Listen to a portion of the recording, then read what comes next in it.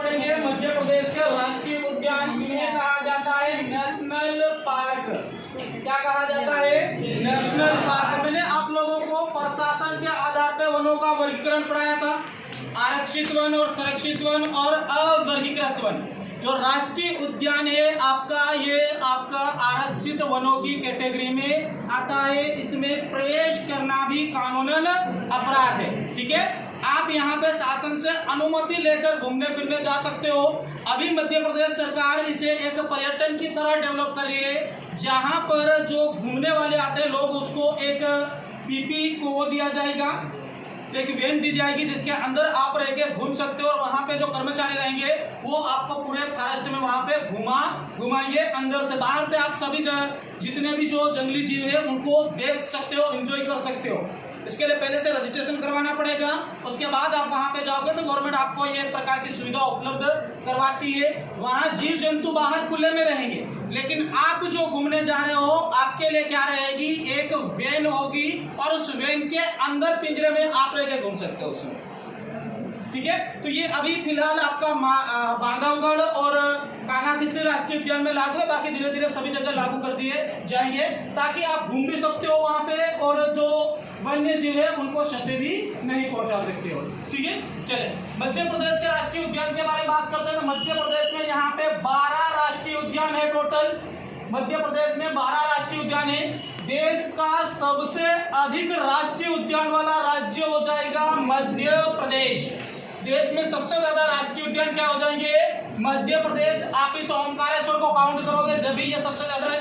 ये वाला फैक्ट सही होगा, नहीं तो ये वाला फैक्ट गलत कर रहा है आपका पहला वाला, क्योंकि बाकी अन्य राज्यों में भी 11 करना पड़ेगा आप लोगों को। जब एक तरफ तो आपका ये बता रहा है 11 और दूसरा कह रहा है कि देश का सबसे अधिक राष्ट्रीय उद्यान वाला राज्य मध्य प्रदेश है, वो गलत हो रहा है। इसीलिए आपको इसे 12 राष्ट्रीय उद्यान ही पढ़ना पड़ेगा यहाँ पे।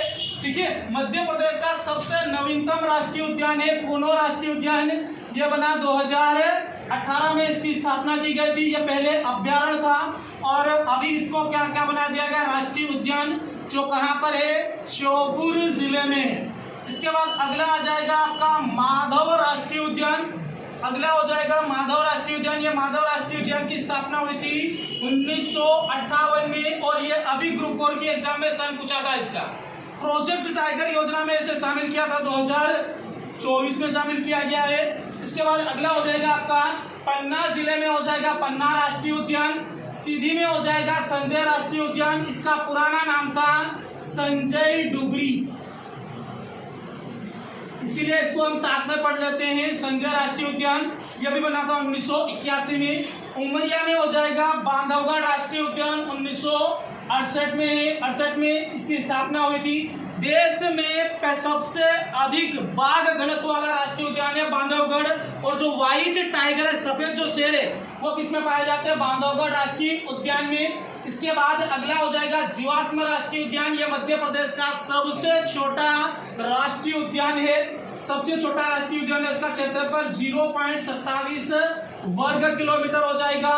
ये आपका देश में आपके मात्र 4 जीवाश्म राष्ट्रीय उद्यान है, वनस्पति राष्ट्रीय उद्यान है, उनमें से एक मध्य प्रदेश में। इसे फॉसिल राष्ट्रीय उद्यान भी कहा जाता है। ये पहले मंडला जिले में पढ़ाया जाता था, लेकिन मंडला में नहीं है। ये कहाँ पर है? डिंडोरी में। तो कहीं प्रश्न पूछा गया होगा तो वहां पे इसको मंडला आंसर दिया गया होगा। ठीक है, तो मंडला में नहीं है, कहाँ पर हो जाएगा? डिंडोरी में। इसके बाद अगला हो जाएगा मंडला में कान्हा-किसली राष्ट्रीय उद्यान। मध्य प्रदेश का पहला राष्ट्रीय उद्यान है, मध्य प्रदेश का सबसे बड़ा राष्ट्रीय उद्यान हो जाएगा। ठीक है, कान्हा-किसली राष्ट्रीय उद्यान है, मध्य प्रदेश का प्रथम राष्ट्रीय उद्यान है। इसमें प्रोजेक्ट टाइगर योजना शुरू की थी 1974 में। प्रोजेक्ट टाइगर में अलग से पढ़ाऊंगा, इसलिए यहाँ पे केवल सन और स्थापना पढ़ा रहा हूँ, ये लोकेशन। इसके बाद अगला हो जाएगा आपका सिवनी छिंदवाड़ा में हो जाएगा पेंच राष्ट्रीय उद्यान। पेंच राष्ट्रीय उद्यान बनाया 1975 में। इसे महाराष्ट्र भी अपने राज्य में काउंट करता है और मध्य प्रदेश भी अपने राज्य में काउंट करता है इसे। ठीक है, महाराष्ट्र भी अपने राज्य में जोड़ता है और मध्य प्रदेश भी इसे अपने राज्य में जोड़ता है। इसका नया नाम है इंदिरा प्रियदर्शनी। इंदिरा प्रियदर्शनी इसका नया नाम हो जाएगा। इंदिरा प्रियदर्शनी पेंच का राष्ट्रीय उद्यान है। जो द जंगल बुक नामक मूवी बनी थी, जो भेड़िया वाला जयवीर भेड़िया वाला जो मूवी बनी थी, उसकी लोकेशन यहीं से, जहाँ से बताया गया है उसका द जंगल बुक मूवी का। इसके बाद आपका आता है खंडवा में, यहाँ पे ओमकारेश्वर राष्ट्रीय उद्यान है। ये मैं फिर बता रहा हूँ, ये वास्तव में बना नहीं है, लेकिन 2004 से प्रस्तावित है, इसीलिए इसको पढ़ा जाता है। ठीक है, इसलिए इसको पढ़ा जाता है यहाँ पे। अगला हो जाएगा आपका वन विहार राष्ट्रीय उद्यान, भोपाल में हो जाएगा ये वाला जो राष्ट्रीय उद्यान है, ये कैसा है? नगरी राष्ट्रीय उद्यान है। नगरी राष्ट्रीय उद्यान है, ये शहर में स्थित है और इसकी देखरेख करने का काम करता है चिड़ियाघर वाले। चिड़ियाघर वाले देखरेख का काम करते हैं और इसमें सबसे ज्यादा पाए जाते हैं सांप। सबसे अधिक इसमें पाए जाते हैं सांप पाए जाते हैं, जबकि रेंगने वाले जंतु सबसे ज्यादा पाए जाएंगे पन्ना राष्ट्रीय उद्यान में। ठीक है, इसे ये आपका 1979 में बना था। इसके बाद अगला हो जाएगा सतपुड़ा राष्ट्रीय उद्यान, 1981 में बना है। ठीक है, इसमें सबसे ज्यादा पाए जाते हैं कृष्णा मर्ग जो खुशबू वाली सींग वाले हिरण पाए जाते हैं, वो यहाँ से सबसे ज्यादा आपको कहाँ पे मिलेंगे? सतपुड़ा राष्ट्रीय उद्यान में। और जो सतपुड़ा राष्ट्रीय उद्यान है, इसने बाघों का डीएनए टेस्ट करवाया था। इसमें क्या करवाया था? बाघों का डीएनए टेस्ट करवाने वाला एकमात्र राष्ट्रीय उद्यान है। एक और जीवाश्म राष्ट्रीय उद्यान है जो धार में डायनासोर हो जाएगा। देश में डायनासोर के जीवाश्म पाए गए थे, पहले प्राप्त हुए थे साक्ष्य आपके कहाँ पे? धार जिले में। ठीक है, धार जिले में। और यहाँ पे इसको बनाया गया था 2010 में। और यहाँ पर जोबट नदी बहती है,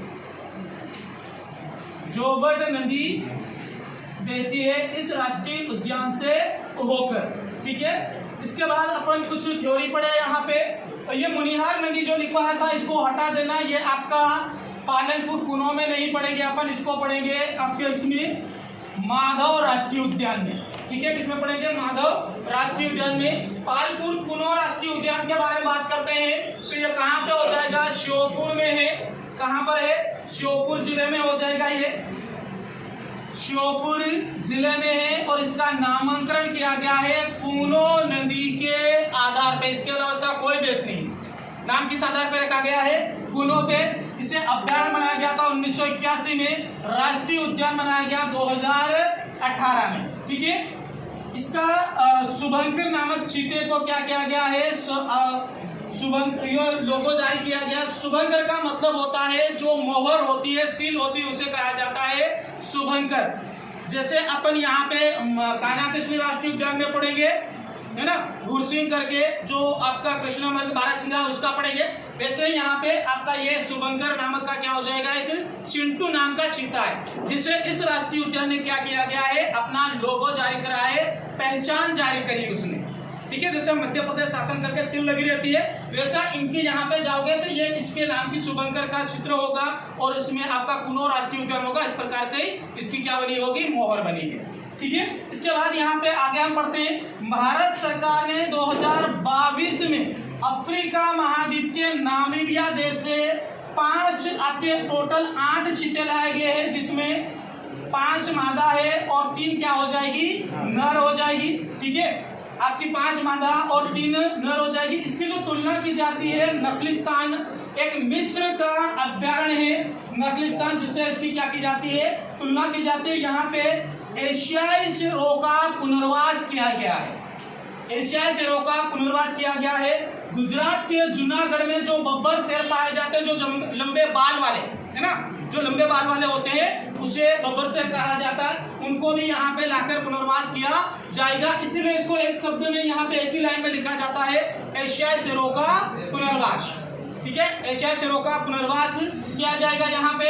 इसमें सहरिया जनजाति निवास करती है। इसमें सहरिया जनजाति निवास करती है। यहाँ की जो जलवायु है वो है प्रायद्वीपीय भारत की जलवायु है। यहाँ प्रायद्वीपीय भारत की जलवायु है, इसीलिए इसी राष्ट्रीय इसमें यहाँ पे अफ्रीकन चीतों को लाकर रखा गया है। ये जलवायु इसको क्या करती है? अफ्रीकन चीतों को छूट करती है, इसलिए इसको यहाँ पे रखा गया है। अगला हो जाएगा आपका माधव राष्ट्रीय उद्यान। माधव राष्ट्रीय उद्यान जो हो जाएगा शिवपुरी में, इसे 1958 में बनाया गया था। मतलब यह है कि मध्य प्रदेश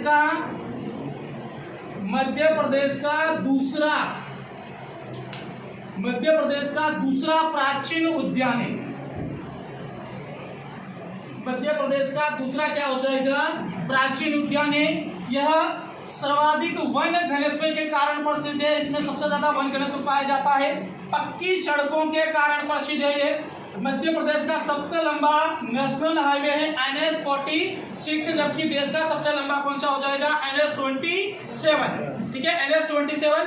दूसरा सबसे लंबा देश का जो नेशनल हाईवे है वो है NH-44। वो आपका शिवपुरी से होकर नहीं गुजरता है, शिवपुरी से नहीं होता है, वो मुरैना से होता हुआ आ जाता है सागर में। टीकमगढ़ सागर से होता हुआ निकल जाता है, वो इधर नहीं आता है। ठीक है, तो ये हो जाएगा इसमें सांख्य सागर झील है। यहाँ पे सांख्य सागर झील है। जॉर्ज केसर भवन बनाया गया है यहाँ पे। ब्रिटिश राजकुमार जॉर्ज पंचम और उनकी पत्नी मेरी के लिए यहाँ पे विश्राम के लिए जॉर्ज केसर भवन का निर्माण किया गया था। 1911 में दिल्ली दरबार का आयोजन किया गया था तब। ठीक है, अगला हो जाएगा इसमें सबसे ज्यादा तेंदुआ पाया जाता है। और लास्ट फैक्ट इसका बहुत ज्यादा इंपॉर्टेंट है, 2024 में इसे प्रोजेक्ट टाइगर में शामिल किया गया था। इसमें भी सहरिया जनजाति निवास करती है। इसमें भी सहरिया जनजाति निवास करती है। और मुनिहार नदी बहती है इसमें, मुनिहार नदी बहती। ठीक है, तो थैंक यू। आज का इतना, अब कल पढ़ेंगे अपन आगे।